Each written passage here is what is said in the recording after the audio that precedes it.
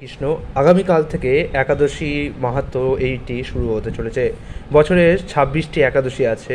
সাধারণত 12 মাসে 24টি একাদশী হয়। এগুলি হচ্ছে উৎপন্না, মোক্ষদা, সফলা, পুত্রদা, শর্তিলা, জয়া, বিজয়া, আমলকি, পাপমোচিনী, কামদা, বরুথিনী, মোহিনী, অপরা, নির্জলা, যোগিনী, শয়ন, কামিকা, পবিত্রা, অন্নদা, পরিবর্তিনী বা পার্শ্ব, ইন্দিরা, পাশাঙ্কুশা, রমা এবং উত্থান। কিন্তু যে বছর পুরুষোত্তম মাস, অধিমাস বা মল মাস থাকে, সেই বছর পদ্মিনী ও পরমা নামে আরও দুটি একাদশীর আবির্ভাব হয়। যারা যথাবিধি একাদশী উপবাসে অসমর্থ অথবা ব্রতদিনে সাধুসঙ্গে হরিকথা শ্রবণে অসমর্থ, তারা এই একাদশী মাহাত্ম্য পাঠ শ্রবণ করলে অসীম সৌভাগ্যের অধিকারী হবেন। অর্থাৎ যারা একাদশী করতে পারে না, তারা যদি পাঠটিও শোনেন, তাহলেও তারা অসীম সৌভাগ্যের অধিকারী হবেন। একাদশী ব্রত পালন করলে ধর্ম, অর্থ, কাম, মোক্ষ আদি বহু অনিত্য ফলের উল্লেখ শাস্ত্রে থাকলেও শ্রীহরিভক্তি বা কৃষ্ণপ্রেম লাভই এই ব্রত পালনের মুখ্য উদ্দেশ্য। ভক্তগণ শ্রীহরির সন্তোষ বিধানের জন্যই এই ব্রত পালন করেন। পদ্মপুরাণ, ব্রহ্মবৈবর্ত পুরাণ, বরাহ পুরাণ, স্কন্দ পুরাণ ও বৈষ্ণব স্মৃতিরাজ শ্রী হরিভক্তিবিলাস গ্রন্থে এই সকল কথা বলা হয়েছে। এদিন গঙ্গা আদি তীর্থে স্নান করতে হয়। মন্দির মার্জন, শ্রীহরির পূজার্চনা, স্তব স্তুতি, গীতা ভাগবত পাঠ আলোচনায় বেশি করে সময় অতিবাহিত করতে হয়। এই তিথিতে গোবিন্দের লীলা স্মরণ এবং তার দিব্য নাম শ্রবণ করাই হচ্ছে সর্বোত্তম। শিল প্রভুপাদ ভক্তদের একাদশীতে 25 মালা বা যথেষ্ট সময় পেলে আরও বেশি জপ করার নির্দেশ দিয়েছেন। একাদশীর দিন কিন্তু ক্ষৌর কর্মাদি মানে চুল দাড়ি কাটা ইত্যাদি নিষিদ্ধ। একাদশীতে শস্য মধ্যে সমস্ত পাপ অবস্থান করে, তাই চাল, ডাল, আটা, ময়দা, সুজি, সরিষা আদি জাতীয় খাদ্যদ্রব্য একাদশী দিনে বর্জন করা উচিত। নির্জলা উপবাসে অসমর্থ ব্যক্তি জল, দুধ, ফল মূল এমনকি আলু, পেঁপে, কলা, ঘিয়ে বা বাদাম তেল অথবা সূর্যমুখী তেলে রান্না অনুকল্প প্রসাদ গ্রহণ করতে পারেন। রবি শস্য যেমন ধান, গম, ভুট্টা, ডাল, সরিষা ও সোয়াবিন তেল অবশ্যই বর্জনীয়। দশমী বিদ্যা একাদশী দিন বাদ দিয়ে দ্বাদশী বিদ্যা একাদশী ব্রত পালন করতে হয়।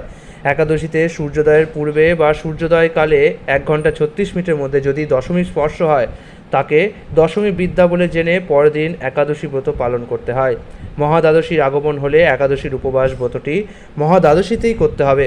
একাদশী ব্রত করে পরের দিন উপযুক্ত সময়ে শস্যজাতীয় প্রসাদ গ্রহণ করে পালন করতে হয়। স্বাস্থ্যবিধি না মেনে নিজের মন গড়া একাদশী ব্রত করলে কোনো ফল লাভ হয় না।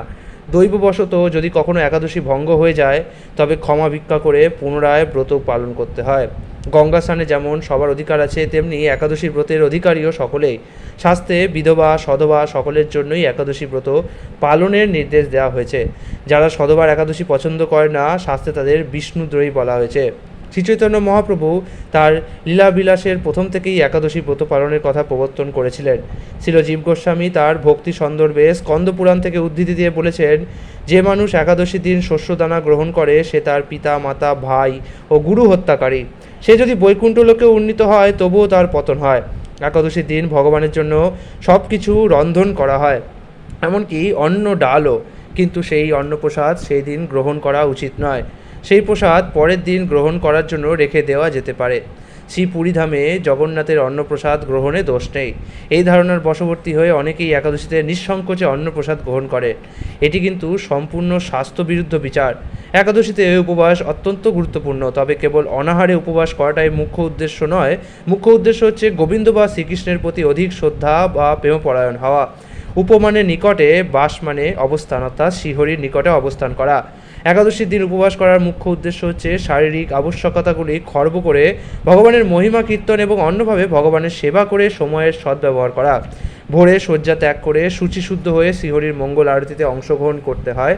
শ্রীহরির পাদপদ্মে প্রার্থনা করতে হয়, হে শ্রীকৃষ্ণ, আজ যেন এই মঙ্গলময় পবিত্র একাদশী সুন্দরভাবে পালন করতে পারি, আপনি আমাকে কৃপা করুন। একাদশীতে গায়ে তেল মাখা, সাবান মাখা, পরনিন্দা, পরচর্চা, মিথ্যা ভাষণ, ক্রোধ, দিবানিন্দা, সাংসারিক আলাপ আদি বর্জনীয়। একাদশী পালনের দরকারটা কি কেউ যদি বলে, সে নিশ্চয়ই কুম্ভীপাক নরকের যাত্রী। যারা একাদশী পালনে নিষেধাজ্ঞা জারি করে, শনির কোপে তারা বিনষ্ট হয়। একাদশীকে উপেক্ষা করে তীর্থস্থান আদি ব্রত পালনকারীর অবস্থা গাছের গোড়া কেটে জল পাতায় দান করার মতো। একাদশী বাদ দিয়ে যারা দেহধর্মে অধিক আগ্রহ দেখায়, ধর্মের নামে পাপ রাশিতে তাদের উদরপূর্ণ হয়। কলহ বিবাদের কারণেও একাদশী দিনে উপবাস করলে অজ্ঞাত সুকৃতি সঞ্চিত হয়। পুণ্য প্রদায়নী সর্বশ্রেষ্ঠ এই ব্রত শ্রীহরির অতি প্রিয়। একাদশী ব্রত পালনে যে ফল লাভ হয়, অশ্বমেধ, রাজসূয় ও বাজপেয় যজ্ঞ দ্বারাও তা হয় না। দেবরাজ ইন্দ্রও যথাবিধি একাদশী পালনকারীকে সম্মান করেন। একাদশী ব্রতে ভাগবত শ্রবণে পৃথিবীর দানের ফল লাভ হয়। অনাহারে থেকে হরিনাম হরিকথা রাত্রি জাগরণে একাদশী পালন করা কর্তব্য। কেউ যদি একাদশী ব্রতে শুধু উপবাস করে তাতে বহু ফল পাওয়া যায়। এ শুদ্ধ ভক্তরা এই দিনে একাদশ ইন্দ্রিয়কে শ্রীকৃষ্ণে সমর্পণ করেন। শ্রীকৃষ্ণকে ভুলে জীব অনাদিকাল ধরে জড়া প্রকৃতির প্রতি আকৃষ্ট রয়েছে, তাই মায়া তাকে এই জড়জগতের নানা প্রকার দুঃখ প্রদান করছে। পরম করুণাময় ভগবান কৃষ্ণস্মৃতি জাগরিত করতে মায়াগ্রস্ত জীবের কল্যাণে বেদ পুরাণ আদি শাস্ত্র গ্রন্থাবলী দান করেছেন। ভক্তি হচ্ছে ভগবানকে জানার ও ভগবত প্রীতি সাধনের একমাত্র সহজ উপায়। শাস্ত্রে যে 64 প্রকার ভক্তাঙ্গের কথা বলা হয়েছে তার মধ্যে একাদশী ব্রত সর্বোত্তম।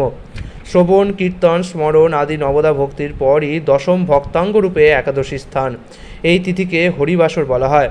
তাই ভক্তি লাভেচ্ছু সকলেরই একাদশী ব্রত পালনের পরম উপযোগিতার কথা বিভিন্ন পুরাণে বর্ণিত হয়েছে। একাদশী তিথি সকলের অভীষ্ট প্রদানকারী। এই ব্রত পালনে সমস্ত প্রকার পাপ বিনষ্ট হয়, সর্বসৌভাগ্য ও শ্রীকৃষ্ণের প্রীতিবিধান হয়। নারী পুরুষ নির্বিশেষে 8 থেকে 80 বছর বয়স পর্যন্ত যে কোনো ব্যক্তিরই ভক্তি সহকারে পবিত্র একাদশী ব্রত পালন করা কর্তব্য। সংকটজনক অবস্থা অথবা জন্মমৃত্যুর অশৌচে কখনো একাদশী পরিত্যাগ করতে নেই। একাদশীতে সাধ্য উপস্থিত হলে সেই দিন না করে দ্বাদশীতে করা উচিত। শুধু বৈষ্ণবেরই নয়, শিবের উপাসক সূর্যচন্দ্র ইত্যাদি যে কোনো দেব উপাসক সকলেরই কর্তব্য একাদশী ব্রত পালন করা। দুর্লভ মানব জীবন লাভ করেও এই ব্রত অনুষ্ঠান না করলে বহু দুঃখ কষ্টে 84 লক্ষ যোনি ভ্রমণ করতে হয়। অহংকারবশত একাদশী ব্রত ত্যাগ করলে অশেষ যন্ত্রণা ভোগ করতে হয়। যে ব্যক্তি এই ব্রতকে তুচ্ছ জ্ঞান করে জীবিত হয়েও সে মৃতের সমান। আগামীকাল একাদশীর মাহাত্ম্য, একাদশী তত্ত্ব, বিভিন্ন রকম একাদশী দ্বাদশী সমস্ত কথা আপনাদের শোনাবো। হরে কৃষ্ণ।